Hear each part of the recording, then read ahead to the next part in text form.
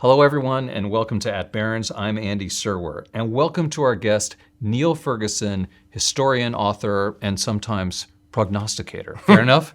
Yeah, it's fair enough, Andy. Guilty. Good to see you. So why don't we just jump right in, Niall, and I'd like to ask you what you think the greatest risks are to Western society right now, and how have those risks changed over the past year or so? Great question. I think there's the risk of complacency about the economy. I don't believe in the soft landing story because I think we've seen a tremendous hike in real interest rates, and that is going to have its consequences. I would say the probability of a recession next year is much higher than market consensus. So there's that. Secondly, I think there's a major political risk coming, and that is the US election. That risk is, I think, still being underestimated by people who haven't fully digested that the Democrats are fielding a very elderly candidate with a weak running mate against Donald Trump, a candidate who, in many another country, would not be able to run for election given his conduct on January the 6th of 2021. So this is an amazing potential constitutional crisis given all the indictments that Trump currently faces.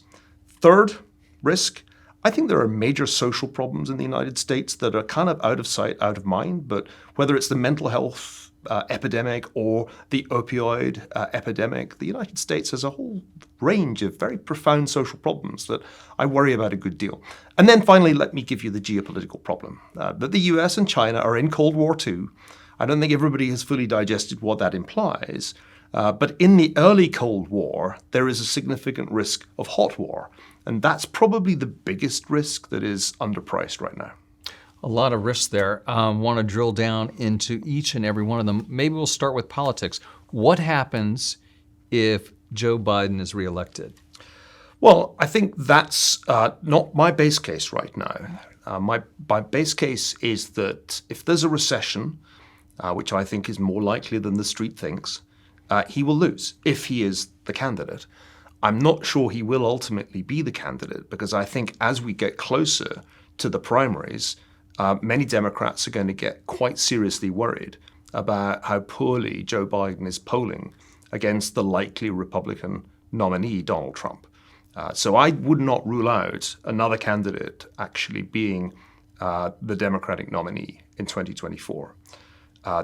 If there's no recession, if I'm just wrong, and Biden gets reelected, then he inherits all the problems that he himself or his administration created. In particular, the extraordinary fiscal crisis that this country is in. The Congressional Budget Office just did its math and decided that actually the deficit is going to be far larger this year than it previously thought just a few months ago. So we're looking at 8% of gross domestic product. That's kind of a huge deficit for an economy that's at full employment, barreling along. And I don't think many people fully appreciate that this hot economy is hot because of a massive fiscal expansion that just keeps on going. And that can't be continued indefinitely because with rates having gone up, because the Fed had to raise them because of inflation, the cost of government borrowing is far higher than it was just a couple of years ago. And so we're looking at a real fiscal problem. Whoever is president in 2025 is going to be contending with some very harsh realities. Let me give you an example. For most of its history, the United States has comfortably spent more on defense than on debt service. That is no longer true. By the end of this year, it will certainly be paying much more debt service or somewhat more debt service than defense. And that's a problem for a country that is in a major geopolitical rivalry with China. All right. I do have some more questions on the economy, but I think we'll switch over to what happens if Donald Trump wins. So if Donald Trump wins, it will be very different from 2017. A lot of people will look back and remember the somewhat chaotic quality of Trump's administration then. They hadn't really expected to win. They were not ready, in fact, to take over the government. It was improvisation. It was quite chaotic if you look back. And there was also quite a lot of continuity because he didn't really have a stable of people to put in all the different departments and agencies. And those continuities were most obvious in the form of generals like my Hoover colleagues, Jim Mattis and H.R. McMaster. If Trump is re-elected, the second Trump administration will be very different. Firstly, they are planning for power. By they, I mean the Trump supporters in the America First think tank. They have a plan which I think will be very, very different from what we saw in 2017. And secondly, that plan does not include establishment people. So there won't be those restraining influences that were such a characteristic feature of Trump's first term. So if there is a second term, it won't be at all like the first term. And I would expect the personnel to be really very different. And their priorities will, I think, come as a shock to many people. Number one, I think he will be back on protectionism. I think he remains a committed believer in tariffs. We kind of drifted away from those, but they haven't gone away. I recently asked Robert Lighthizer, who was his trade representative. We just published a biography. What did he think Trump would have done if he'd won in 2020? And his answer was, raise those tariffs. So I think there'll be a return to a protectionist strategy. And the other thing, which I think will be number one priority, will be purge the Department of Justice, purge the bureaucracy, purge the swamp of all the anti-Trump elements that President Trump and his advisors feel thwarted him at every turn during his first term. So it will be a very, very different scenario, 2025, from 2017 if Trump is reelected. And if Niall Ferguson was a betting man, what would he bet? Well, I think the key question is there a recession or not? I think if there's a recession, whoever is the Republican nominee will have a good chance of winning, because nobody has got reelected after a recession in 100 years. Calvin Coolidge was the last person who did it back in 1924. Everybody else who tried to get reelected with a recession just behind them failed. And if you look at where Joe Biden's polling right now, it's about where Gerald Ford was at this stage in his presidency. It's about where George H.W. Bush was at this stage in his presidency. So if there's a recession, which I do think is more likely than the consensus, then I think it'd be really hard for Joe Biden to get reelected. I'd actually put the Republican nominee, and it seems likely to be Donald Trump, but maybe close to 60% probability of winning. I don't think many people have processed those odds yet. You talked about some of the economic problems stemming from policies of the Biden administration, but weren't they mostly because of Federal Reserve policies in terms of flooding the markets, or quantitative easing, I should say, A, and B, cutting rates, number one. And number two, you're saying that the high budget deficits are a problem. Aren't people always saying that, Niall? Well, I think if you go back to early 2021, a small number of people, notably Larry Summers, argued that an inflationary accident was happening. That was also my view at the time. I wrote that for Bloomberg. And if you read Larry Summers' original piece, which came out in the Washington Post, it's all about fiscal policy. He barely mentions monetary policy. And I think a correct analysis would be that there was a huge fiscal overshoot because they kept doing stimulus. Even after the economy was going to heal, we had vaccines, the pandemic was not over, but it was clear that the end was in sight once you had highly efficacious vaccines. And the Fed accommodated this. It in fact accommodated a very large proportion of the new debt issued by the Treasury in 21, 22, and it kept going. Remember, there wasn't really a change of monetary stance until into 2022, despite the fact that there were flashing red lights signaling an inflation shock. So I think it was a combination of fiscal and monetary policy error that got us to 9% inflation in the middle of last year. Of course, inflation has come down since then, but only because of a really significant tightening of monetary policy. And if you just look at the way rates have gone up and adjust for inflation, this is the biggest increase in real borrowing costs since the time of Paul Volcker. So you have to go back 40 years to see, in fact, slightly more than 40 years, to see a monetary tightening like this. The idea that this would just have no effect at all on what is a pretty leveraged economy, much more leveraged than it was in Paul Volcker's day, I just can't believe. So I think there's a certain illusory quality to the current atmosphere of economic strength in the United States. It is the case, though, that people have been calling for this recession for quarter after quarter after quarter, and they keep pushing and pushing. And I don't know if that's been the case with you, but why hasn't it occurred yet? Well, the old phrase that I'm sure we were all taught at some point in economics classes is that monetary policy acts with long and variable lags. That variation is the key here. Yeah. I mean, if the average is sort of 9 months from tightening to the slowdown, that's the average.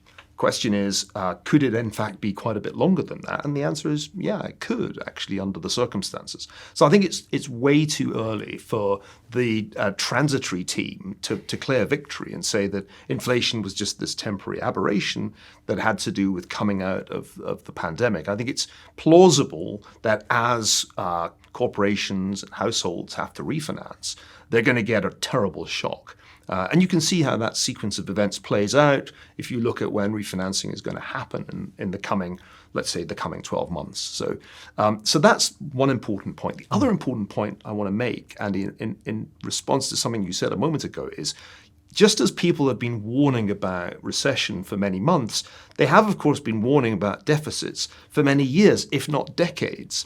But the thing here is that the orders of magnitude matter. Mm-hmm. It's incredible, astonishing that the deficit at full employment should be as large as 8% of GDP. Jason Furman, who was, of course, who's a Democrat, who was an economist in the Obama administration, noted that these CBO numbers are deeply shocking, and they really are.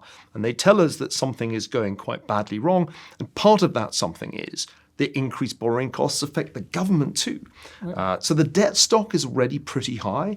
If you look at the CBO forecasts out decades, not just years, it could get really very high very fast unless there's some kind of productivity miracle or unless Congress does what it hasn't done for a long time, and that is actually to reform the tax system and bring entitlements under control, which I think is highly unlikely.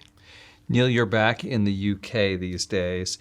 What does the rest of the world think about America at this point, and how has that changed? That's a great question. I'm on leave from Hoover back in the UK for a year, and it's fascinating because people there are more worried about American politics than people here, as far as I can see. And that is true in Europe generally. I was just in Kyiv last weekend, and there's great concern there that if Donald Trump gets reelected, he'll pull the plug on Ukraine. This worries all the Europeans. The Europeans have really increased their commitment to Ukraine's war effort against Russia, but they know that without the United States, it would be extremely hard for Europe alone to sustain that war effort. So there's a good deal of disquiet about what is going to happen next year in the US election. On the other hand, there's a kind of envy, and the envy is directed at US economic growth, the dynamism of the US economy. They all have AI envy because there basically is no AI in Europe and scarcely any in the UK. So it's a strange bifurcation. People are really worried about American politics and kind of envious of the American economy. Is globalism and liberal democracy in permanent decline, or is this just a hiccup, an aberration that we're experiencing? Well, globalization has been pronounced dead rather often recently. It's not that dead, actually, when you look at the resilience of international trade and capital flows. It's dialed back a bit since the high point, which was 2007, before the global financial crisis. But we're not looking at a huge retreat from globalization of the sort that we saw after 1929. When people talk about decoupling between the United States and China, I say, does that mean Apple produces 80% of its hardware in China rather than just 100%? Because 80% is still a rather large number. The US trade deficit with China is still huge. US trade with China is still huge. So what's really going on is that globalization's shape is shifting.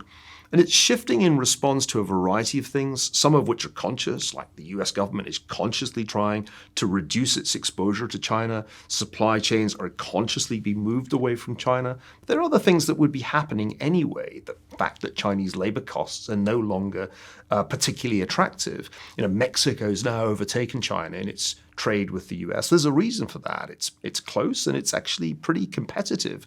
So it's a combination of policy and structural shifts that would have happened anyway. But I think one shouldn't exaggerate the extent of the shift. It's still globalization if American companies are manufacturing in Vietnam or in Mexico as opposed to in China. The idea that we can somehow bring it all back home, we can somehow bring all manufacturing back to the United States isn't very plausible because it's just much more expensive to make microchips in the US. It's a good segue to China. How bad is our relationship with China, and how bad a leader or good a leader is Xi Jinping? Well, let me take those one by one. The relationship is not in a good state, despite President Biden's talk of a thaw at Hiroshima not so long ago. The visits that have been made by members of his administration to China have really not gone terribly well, haven't really achieved terribly much, haven't changed the sentiment in Beijing, which is that the US is pursuing a conscious policy of technological and economic containment that is designed to keep China firmly in second place in the Indo-Pacific. So I think relations are not good, and I don't think that they've been improved by these various visits that we've seen, to judge by what we hear from Xi Jinping and senior figures in the CCP. Xi himself, I think, has not been good for China for two reasons. One, explicitly aiming at strategic, equality or parity with the United States, which I think was a silly thing to explicitly say you're going to do. That was like sending a warning. Something that previous Chinese leaders had avoided doing since Deng Xiaoping. They'd sort of kept their light under a bushel. But the second thing, which has been more damaging, I think, has been what he's done to the Chinese economy. Xi is in many ways a Marxist-Leninist believer who has reasserted the power of the Chinese Communist Party, the CCP, over the economy, over society, even over academia. It's a very different China from the China I used to visit 12 years ago regularly, much, much less free in expression and less dynamic economically, because the big tech companies have been reined in. Jack Ma was essentially brought low by Xi Jinping. And that huge real estate sector, which was really about 29 or 30% of the Chinese economy, is in a state of crisis. So I think both as a political leader and as an economic leader, Xi has steered China into very treacherous waters. How concerned should we be over Vladimir Putin?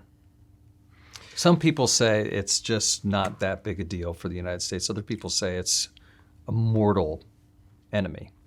Well, from the point of view of Ukrainians, he is a mortal enemy who is killing significant numbers of Ukrainian soldiers and civilians every month. I just came back from Kyiv. There were air raids before and after my time there, and the reports that one received from the front line by soldiers who had been serving there are pretty grim. This is a very bloody war, and anybody who was hoping that the Russian army would fall apart at the time of the Prigozhin mutiny, I think, has been disappointed. They are dug in. They have managed to lay minefields. They have made an almost impregnable defense of the territory that they hold in southern Ukraine. And the truth is that the Ukrainian offensive of this summer has not achieved anything like what President Zelensky hoped for. Does that matter to the United States? Well, on one level, no. It's a long way away, and it's not American soldiers who are doing the fighting. The problem is that we've backed Ukraine, not only financially, not only in terms of weaponry, but we've publicly and morally backed Ukraine. And we say, as Secretary of State Blinken said in Kyiv just about a week ago, that we'll be there for as long as it takes. But that could be a long time. A German general who was in Kyiv at the weekend said that the German planning horizon was out until 2032. That is a much longer war than anybody in the United States thinks they've got involved in.